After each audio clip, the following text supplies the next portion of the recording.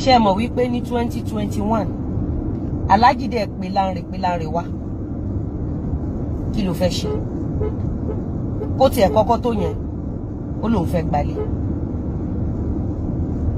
gbalé àwa ní kán lọ bá wálé ńgbà tí wọ́n bá wálé àwa gba àkáǹtì landlord àwa sanwó ilé fún Lanre 2020 sí 2021 yìí ni o ṣe bí pé Lanre dẹ̀ lọ yọ ìgò ti bàbá onílé this same Lanre tán gbé wáyé mi ì mọ àwọn ọmọ ìrí mi rí wọn rí o mò ń ṣàánú wọn ni o mi ò mọ ẹyẹ tó ṣù wọn. Lanre ò ní bàbá o Lanre kò ní bàbá o àṣírí lẹ ń gbọ́ lẹ́nu mi lẹ́nu Lanre ò ní bàbá o ẹ jẹ́ ìṣẹ̀lẹ̀ fún mi. Lanre wá lọ yọ ìgò tí landlord ta sanwó ilé fún ó dẹ̀ lọ gbowó ilé yẹn padà. Tí n bá purọ́ ọmọ kan jẹ́ Musibau lówó dé Musibau yẹn àbí ẹ̀gbọ́n ẹ̀ ló bá wa lọ sanwó ilé Lanre. Lanre dẹ̀ lọ fi ìgò tí màá wá mẹ́sẹ̀jì mi àti ọmọ ẹ̀ jáde ó lọ yọ ìgò tí landlord yẹn ó lọ gba owó ó dẹ̀ lọ fi owó yẹn mọ gbogbo. The question is owó tí mo fi bá Lanre sanwó ilé ẹ̀ yẹn ṣé mi gangan jókòó ṣé mo fi jẹun? Owó tí mo fi bá Lanre sanwó ilé ẹ̀ yẹn ǹjẹ́ mi gangan mú owó yẹn ṣé mo fi ra nǹkan sára? Ó ní mo fi bá sanwó ilé ẹ̀. Lẹ́yìn yẹn ló bá tún dé òun fẹ́ ṣe business Alhaji ní business ló fẹ́ ṣe ó ṣà ní òun máa lọ sí gọ́lọ̀ òun máa lọ kó tọ́kí òun máa ṣe. Alhaji wa ní iye báyìí ni mo fẹ́ fún ẹ bóyá gbà kọ́kọ́ lọ fi ṣe. Alhaji ní gbà kọ́kọ́ lọ fi ṣe. Ó dẹ̀ gba owó yẹn lọ́wọ́ wa ṣe mọ̀ pé ẹ̀gbẹ́ ilé wa ní Lanre ti fi owó yẹn lọ́jì sí hòtẹ́ẹ̀lì. Olóṣó tí Lanre gbé tó fi ná owó yẹn tán within 6 days mi ò rírú àgbákò fún ọ̀yẹ́ rí. This same Lanre. Àwọn ẹ̀dá kan wà tó bá ń gbowó lọ́wọ́ wọn orí wọn ò ní jẹ́ kó gòkè ọ̀la.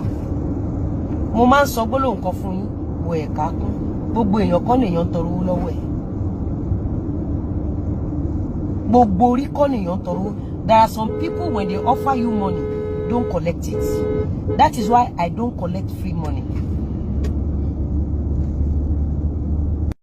Ṣé wá rí Àrẹ̀mú man tí wọ́n pè ní bàbá ẹ̀ tí ò kìí ṣe bàbá ẹ̀.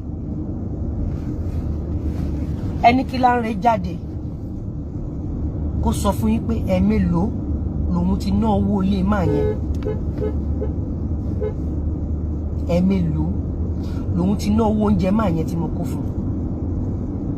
Lanre máa fi ojú máa yẹn ráre o. Lanre máa báyé máa yẹn jẹ́ o. Lọ́jọ́ wedding mi ní 2020 àtowó ilé o àtowó ìyàwó ilé o àtowó bàbá ilé o àti júùsì o àtẹran o tí wọ́n ní kí Lanre gbà kó lọ kó fún àwọn fámìlì wa. Ẹnu ọ̀nà ibi tá ti ṣe wedding ní Lanre ti ta.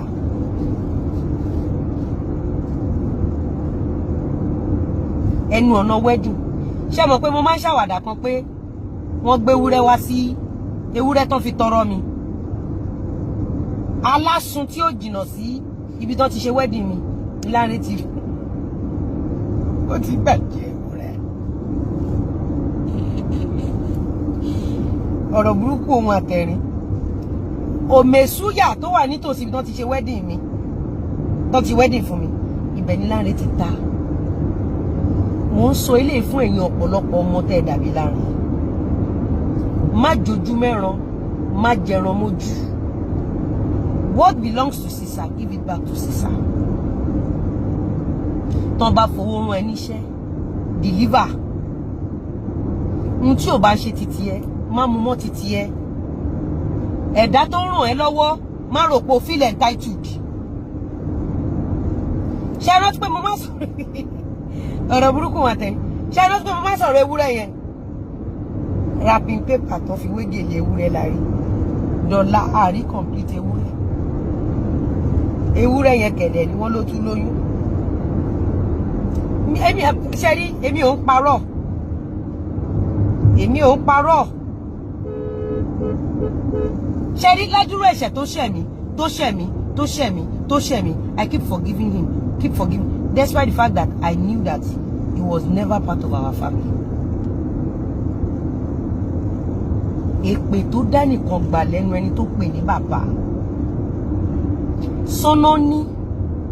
Let me tell you something. Ó dàbí ọ̀rọ̀ ẹ̀rín. Sherry, ohun tí mo rí tí Lanre ń ṣe fún ẹni tó yẹ kó jẹ́ bàbá ẹ̀.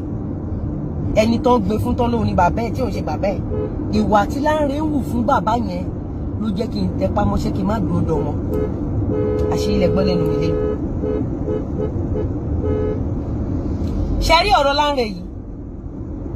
Àwọn kan wọ́n á dáwó fárejan, wọ́n á dáwó fún Lanre, wọ́n á dáwó fún àwọn ọmọ tí ò lọ school, tí ò kọ́ṣẹ́ ọwọ́ yìí. Tó bá ti wá dáwó yẹn tán, tó bá ti wá pàdé àgbákò, wàá lóò mẹ́ni tó ṣẹ̀. Ṣé òun àìní Ọlọ́run ni? Wàá lóò mẹ́ni tó ṣẹ̀. Sórí tó bá ti fúnyàn lọ́wọ́, táìmù tó fúnyàn lọ́wọ́ yẹn wo súrà yẹn. Ẹ lọ wo life mi láti 2020 tí Lanre ti kúrò lọ́dọ̀ mi sí ìsinmi. Ẹ lọ wo orí tí Ọlọ́run gbé ṣe ní ayé mi.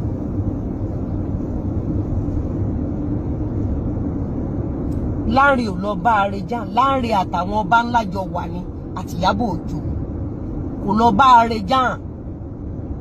Lanre ò lọ bá Arejan. Ṣé rí àwọn ọ̀rọ̀ kan wà tá a máa fi ṣe yẹ̀yẹ́? Ohun tó wà lẹ́yìn ẹ̀fà ó jèjì lọ. Ṣé o mọ ìtumọ̀ kéèyàn máa ṣiṣẹ́, kó máa jẹun, kó dẹ̀ máa fún yín lówó yẹn, kẹ́ ẹ fi gbálé, kẹ́ ẹ fi raṣọ sọ́rùn, kẹ́ ẹ fi jẹun? Àwọn kan wá ní èmi ni mo lò Lanre. Bẹ́ẹ̀ bá lé mi mo lò. Tutọ́lọ́jì ni. Ẹ lé mi mo lò. Bí ìgbà tẹ́ ń rìpíìtì ọ̀rọ̀ ni. Ṣé o mọ̀ pé téèyàn bá ń fún ẹ lówó, ẹni ẹ máa lo kádàrá ẹ? O mọ̀ pé òkè lọ́wọ́ afúnni ń gbé. O mọ̀ pé ìsàlẹ̀ lọ́wọ́ mugbàmugbà wà.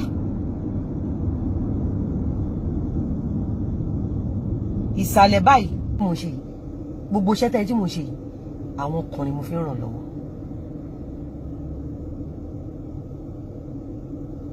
Not even my biological daughter. Not my biological daughter. Àwọn kan ni mo fi ràn lọ́wọ́. Àwọn kan ni mo fi rán ní school. Àwọn kan ni mo fi rán níṣẹ́ ọwọ́. Ṣé ẹ mọ̀ pé bí àwọn ọmọ yìí ṣe pọ̀ tó, kò sí kankan náà ọmọ yìí tó fẹ́ kọ́ṣẹ́ ọwọ́. Ìkan ti ẹ̀ gbé gbogbo èròjà makeup tí mo rà fún, ó dẹ̀ gbélẹ̀ sílé oní makeup yẹn. Nǹkan tó wà nínú box makeup ẹ̀ tá bá ṣí á tó 3.3 million naira. Ó dẹ̀ gbé èròjà makeup 3.3 million yẹn, ó dẹ̀ gbélẹ̀ sí ọ̀dọ̀ ọ̀gá tí mo ní kó lọ kọ́ṣẹ́. Ó wá lọ kọ́ iṣẹ́ tá máa charge 5,000 naira per service. Iṣẹ́ ọmọ bíbí inú mi o. Owó tí mo ná fún ọmọ mi in the next 10 years Florida ò tí lè kọ́. Pé kí Arejan jáde kó fún mi níbi tó ti lọ kó 2 million naira lẹ́fẹ̀ẹ́ èèyàn kan pé kọ́kọ́ ní makeup. Ṣé bá Arejan ni pé mo bá òun nínú iṣẹ́ tíátà ni? Kí n tún ṣe lè fún yín. Mo ti rí.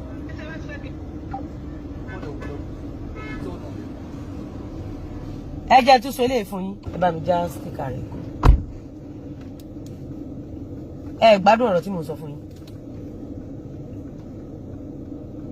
Ṣé rí tẹ́ bá wo ìgbésí ayé Arejan.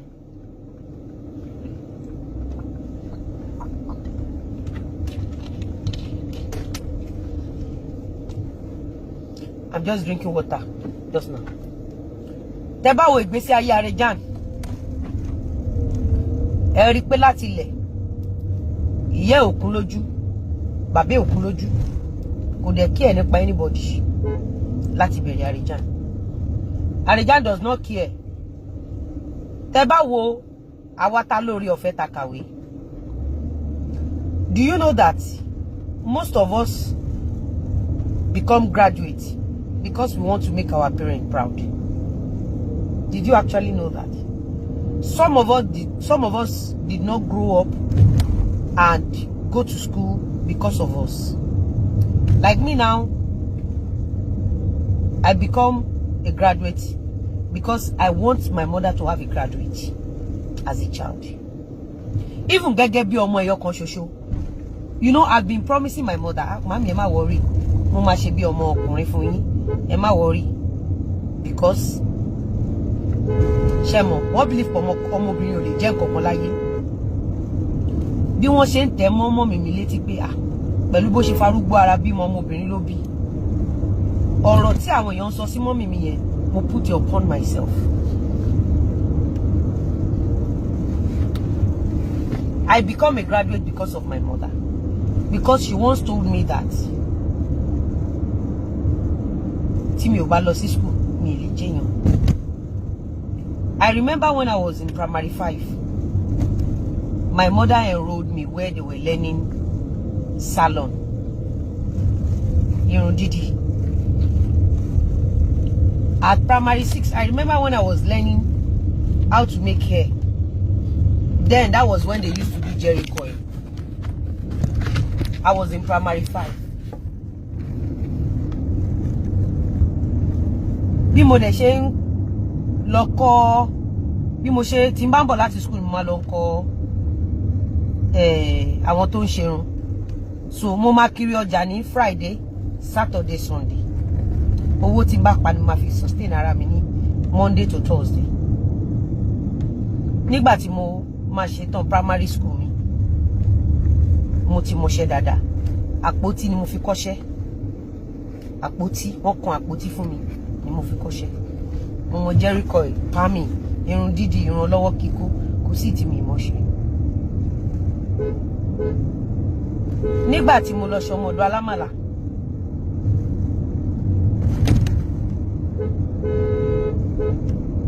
ṣé mọ̀ pé àti san school fees ló sún mi lọ ṣọmọdọ̀ alámàlà. Age tí mo lọ ṣọmọdọ̀ alámàlà, ẹ jẹ́ tún sọ eléyìí fún yín. Ṣé rí Lanre tẹ́ ń wò yẹn? Ó ní ọmọ brother wa kan. Ọmọ yẹn wá sọ́dọ̀ mi nígbà tí mo ń gbé ọgbà. Ọmọ kékeré ni. Òun àti Lanre àti gbogbo wọn wá sọ́dọ̀ mi lọ́gbà. Ṣé rí most of people tí mo pè ní family mi ì mọ̀ wọ́n rí o. Mo kàn rí ẹlòmíì elétí títì ni o. Bínú mi ṣe rí ni mo ṣe ń ràn wọ́n lọ́wọ́.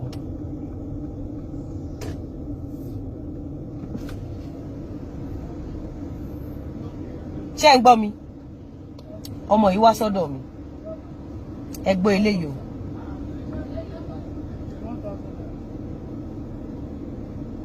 Ẹ wine up. Ẹ lè wine up ẹ ní kú. Ṣé ti fún olówó? Ẹ máa gbọ́ o. Ọmọ yìí àtàwọn Lanre wọ́n wá ṣọdún dé lọ́dọ̀ mi gbà mo gbé lọ́gbà. Ńgbà tó dọ̀sẹ̀ kejì, ìyá wọn bá bẹ̀rẹ̀ sí ní pè. Ọmọ àwọn dà. Kàn fọmọ àwọn ránṣẹ́ o. Ọmọ àwọn dà. Kàn fọmọ àwọn ránṣẹ́ o. Ńgbà tó di bíi day 3, Lanre fún rẹ̀ ló wá bá mi pé àǹtí mi, ẹ jẹ́ kí àwọn ọmọ yìí padà sí ọ̀dọ̀ ìyá bàbá wọn. Torí wọ́n ti ń ro nǹkan mi. Okay. Wọ́n ti ń ro nǹkan mi. Ó dà, kò sí problem. Àwọn ọmọ yẹn ṣàlù bí ọ̀sẹ̀ 2 lọ́dọ̀ mi wọ́n padà. Láti ìgbà tí àwọn ọmọ yẹn ti padà, mi gbọ́ nǹkan kan mọ́. Next thing náà ni pé ọmọ yẹn ti lóyún. Ọmọ yẹn wá text mi ní 6 days ago. Oníwọ̀ ti bímọ. Oníwọ̀ wà ní Libya. Oníkèmí send owó sí ẹ. Audio yẹn wà níbí. Oníkèmí send owó sí ẹ. Kí wọ́n wá láti Libya. Kí wọ́n ná ní Libya. Ó lọ ṣerú ní Libya. Kémi send owó sí ẹ ní Libya. Ńgbà tó lọ ṣerú ní Libya, kémi send owó sí ẹ ní Libya. Owó wo ni mo fẹ́ fi sanwó àwọn 6 girl mi?